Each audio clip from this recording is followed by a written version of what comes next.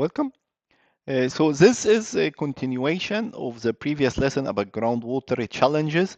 So here we will look at groundwater remediation, a case study. So this basically it serves as an overview for this course, like things that you will learn in this course, and it's good like to have like this big overview to prepare you for this course and like see what you will be learning in this course. So if you didn't understand everything, that's okay. That's not an issue, not a problem. But I think it's a good idea always to start like by a big picture and see like some application before we get into details, so that when you get into details, you will know, okay, why are we studying these things? Like, why are we studying like hydraulic conductivity, for example? Why are we studying hydraulic head? Why are we studying like boundary conditions? What is this? What are these things used for? So I think, in my opinion, if you were able to see like a case study or a practical application before you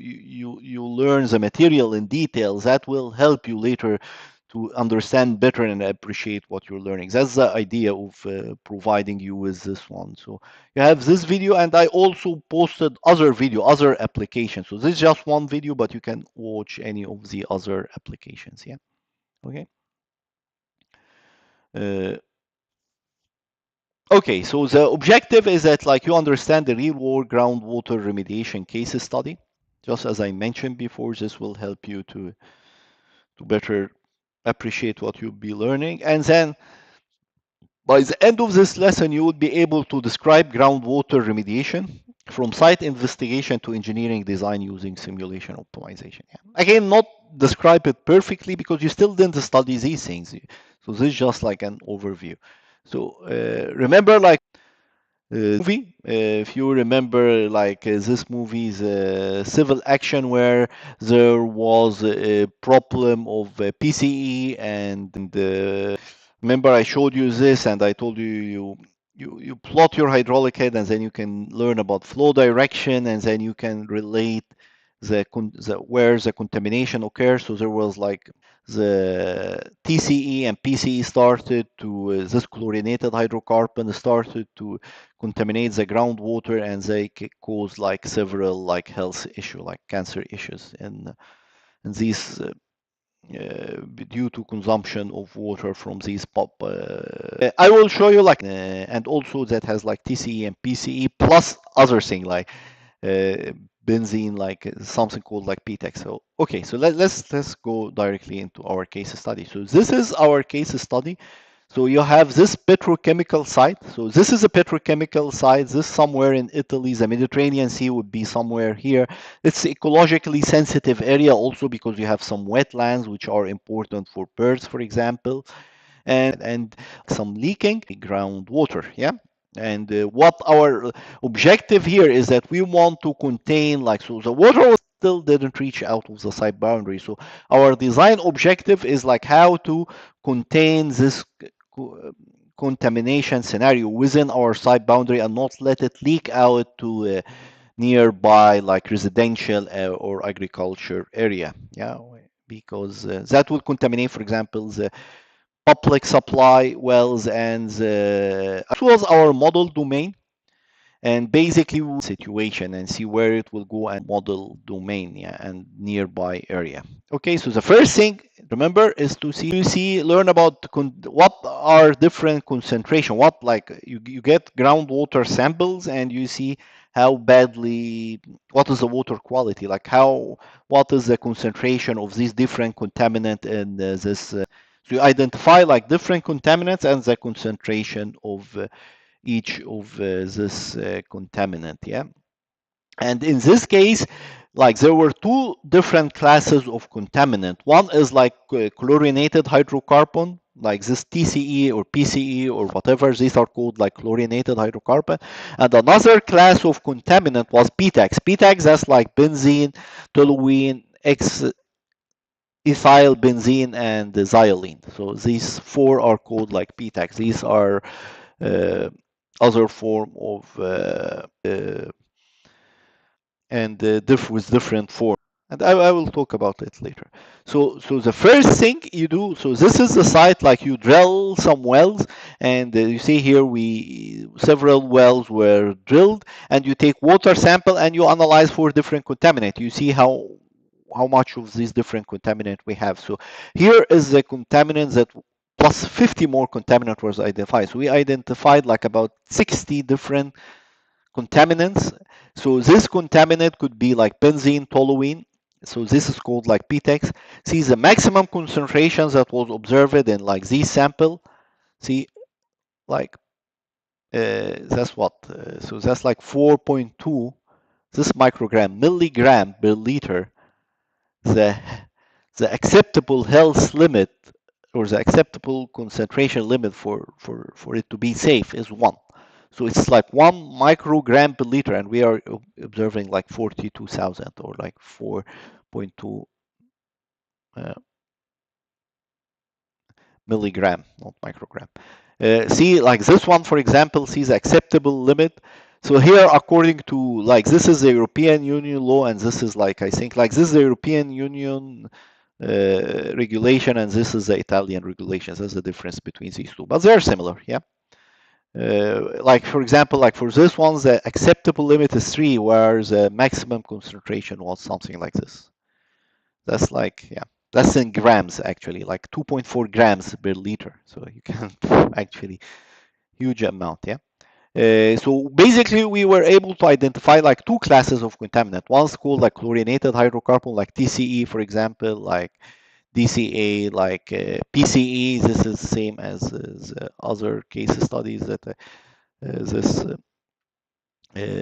legal case that I showed you. So this legal case, it has this PCE and TCE, and then PTEX. PTEX, so similar to this one, these are also like PTEX. These are also carcinogen. Uh, uh, Carcinogenic also. The PTEX, these are additives that you add to gasoline actually. So gasoline, these are chains of hydrocarbon, and gasoline by itself is like this chain of hydrocarbon, like this alkaline group. They are not bad because these are degradable, easily degradable, and a lot of microorganisms will eat them. But like gasoline is dangerous because of this PTEX. This is like if you go to a gas station, you have like this sweet smell. So this sweet smell that comes from like these guys, and these guys, they are carcinogenic. They are also tetrogenic, so they cause both birth defects. So like if you are saw like a frog with 1 eye instead of 2 eye, like these birth defects, for example, like, or a fish with 1 eye or whatever, that could be due to like PTEX issue, like because they are tetrogenic also, they cause birth defects. Also to human, yeah, and that's why gasoline is gonna like gasoline spill are an issue, not because of the alkyne group, like this long chain of uh, carbon groups, but because of this PTEX, yeah. So you identify this contaminant. These are different. So these are different. Like for these 2 classes of contaminant, you can see here. So this is, I think this is one of them is the BTAX, and I should have put like a label here. Like one of these is the BTAX, and one of it is a chlorinated hydrocarbon. But it doesn't matter; makes no difference to us which is which.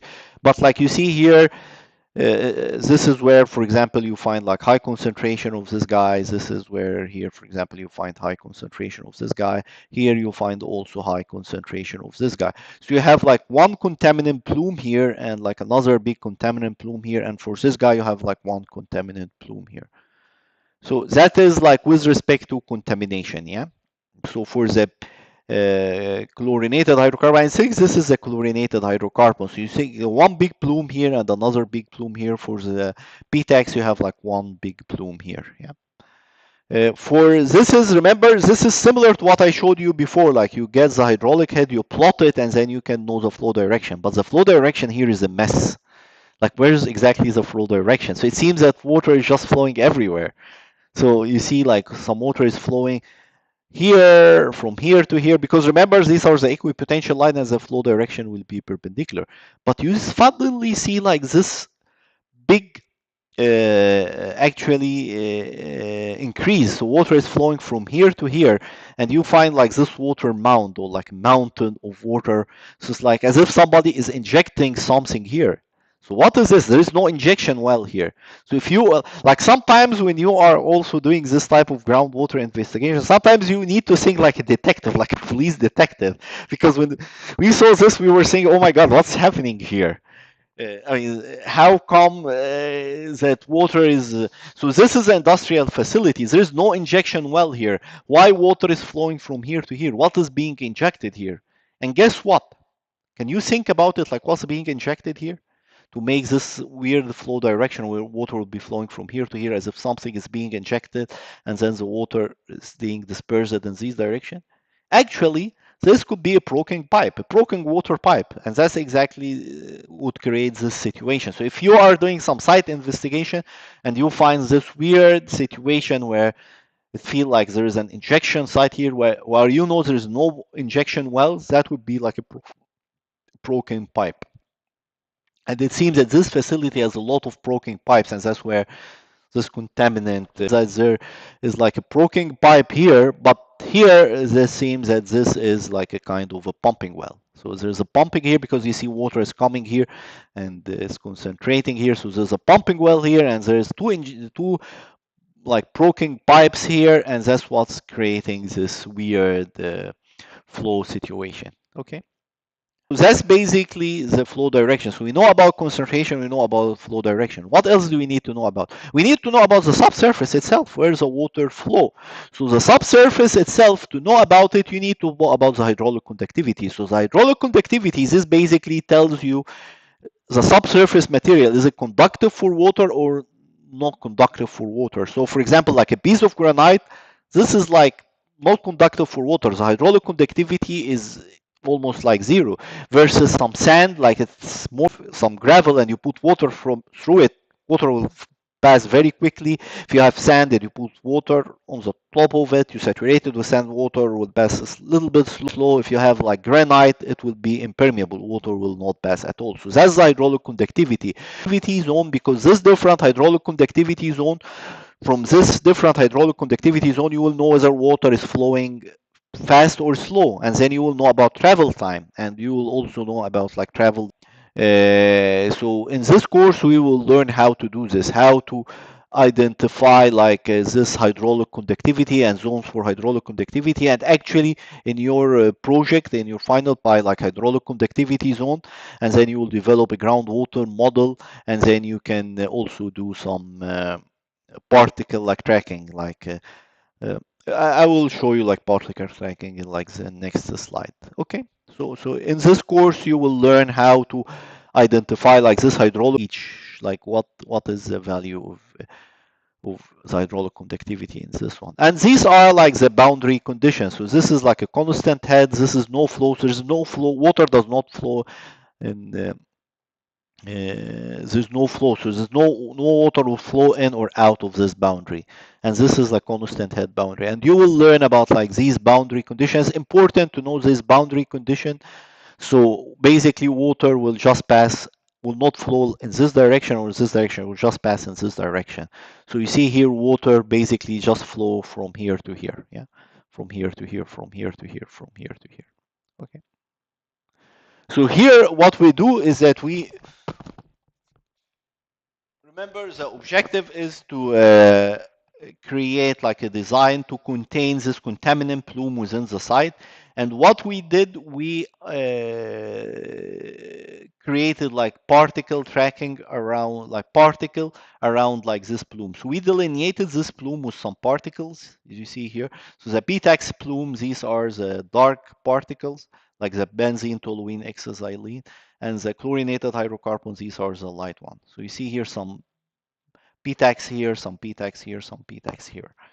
And the objective of this design is that we want to design, I mean, I will show you, like we want to design something that will capture this plume. So if you are able to capture all these particles, like particles, you can think of it like as particle of water that are carrying like this contaminant, then we will be able to capture this plume. That's one way of doing it. There are other ways. You can also directly do like contaminant transport, but this more computationally expensive. So that's like an easy way and easier for the engineering design. Okay. So we created this one, but the problem is, okay, so now we delineated this plume. Like, how can we treat this? How can we remediate this? So it turned out that we have a very big problem because we have like this dichloroethane, one of this chlorinated hydrocarbon. It has a low absorption coefficient and it has a low partitioning coefficient, which means that you cannot treat it on site. Basically, you have to pump it out and treat it. That's basically because it's like very difficult to treat on site, like in situ, because if you put like some activated carbon or anything, it will not absorb on it because it has like a low absorption coefficient. And if you do some heating and like try to get it in an air phase and capture like this air in situ, you cannot do it. So the only way is that like you have to pump it out, like pump the water out and just treat it and then dump the clean water somewhere. So we had like, so now here we have a design innovation. The way to do this is that like you will capture these two plumes, the chlorinated hydrocarbon and the PTAX, you capture them together, you put them in this catalysis unit that will treat something like the chlorinated hydrocarbon, and then you put it in the granular activated carbon, and that will treat something like the PTAX. Yeah. And then you got the treated water with allowable concentrations that you can dump somewhere. Yeah. Or you can use because it's a safe water. Yeah. Now we have like a design innovation. Why don't we just, if we, can we extract the contaminated water from like BTAX dominated plume and treat it with this granular activated carbon, and like the contaminated water from the chlorinated hydrocarbon plume and treat it with this cat unit and then dump the water? Will this make some cost saving? So that basically was our research question, and we want to see like whether this system here will be more cost efficient than this system here, where you just capture everything together and treat everything together, or capture each plume separately and treat each one with the technology that's better for this one. Yeah. So here, this is one design. So like how to do this, you after you collect this data, you build like a groundwater flow model, and then you put this particle, and then you run this model, and then you put some pumping well here, because this pumping well will capture this water, will capture this plume. And if you were able to capture all these particles, this means that you are able to capture all this plume. Yeah. So that's basically how we do it. And in this course, you're going to do this. Again, if you don't understand much now, that's fine. In this course, you will be in your project, you will be doing a design like this, not for remediation, but for with particle tracking to delineate a pumping well, like a capture zone for a public supply well. So the in your final project, you will design like a public supply well, and then you want to create the capture zone. So you create the capture zone for this public well so that no contamination. So you ensure that this water will not be contaminated. Yeah, and for this you use particle tracking. So here, these are basically the optimal solution. So the optimal solution is that, so how we do this? So we create a flow model, we do this particle, and then you have like 8 pumping well or 9 or whatever, and you try to see where to put this, where to locate this pumping well, and how much do we need to pump to capture this plume, basically. And you can do this by trial and error, like you keep changing the pumping rate and location, or you can put on the top of this an optimization algorithm. So basically what we did, we have an optimization algorithm. This optimization algorithm will propose a solution. The computer will create this model, run this model.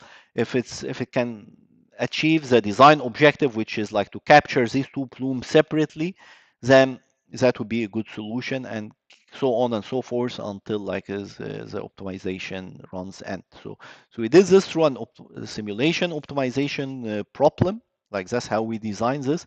But why do we have 4 solutions? Like why like, and this tells you like how big the circle is, will tell you about the pumping rate. So the pumping rate is meter cube and 10 meter cube per day, versus here you are pumping about like 100 meter cube per day.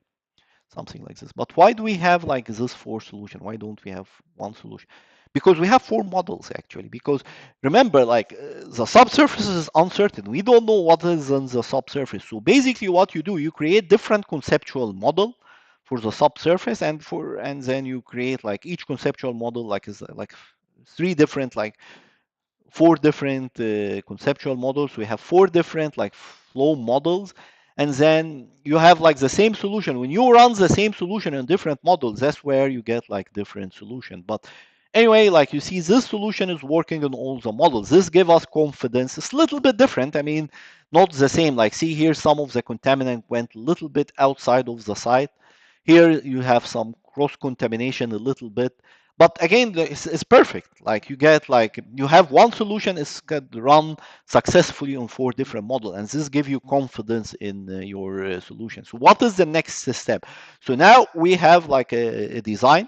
So basically you tell your client, in order to capture this plume and keep it within the site, you need to place like about like eight pumping well. I think one, two, three, four, five, six, seven, eight, nine, like nine pumping well with this pumping rate. And that's how you're gonna capture this plume and keep it within the site. Then what? And then after this, you basically create like a transport model.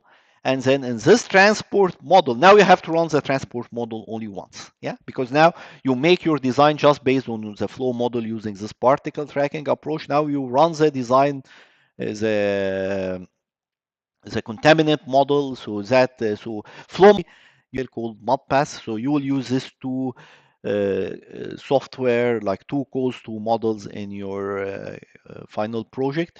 But then you can simulate the transport using another model or another code called like MT3DMS, and all of these are like public domain codes developed by the USGS. Yeah. But anyway, so basically you simulate the concentration of these contaminant, and usually over 30 years, because usually we do engineering design over 30 years. Yeah. And then after you, so now you know, like in the first 5 years, that's how much concentration I will get. In the next 10 years, this is how much concentration I will have in my water. In the next 15 years, this is how much total concentration I'll have in my water, and so on and so forth. By the end, like you see, this guy is still high concentration. Some of them, their concentration will drop, but you know how much contaminant you will get in your water in through each of these years. And then you design your treatment system, like this granular activated carbon and this palladium catalysis, like this treatment systems that I showed you earlier. And then you can calculate your cost using like time value of money and so on and so forth. And here now we are comparing, remember, this is the disjoint capture, and this is the 9 disjoint capture. So the disjoint capture is that like I want to capture like this plume, the PCP. uh, you see, like these guys are captured separately and these guys are captured separately, and I want to treat them separately. When you do this, and this is a line disjoint capture, and here you can run the simulation optimization several times, and that's why you get different solutions. So this is just one solution, but if you run it different time, you'll get different solution.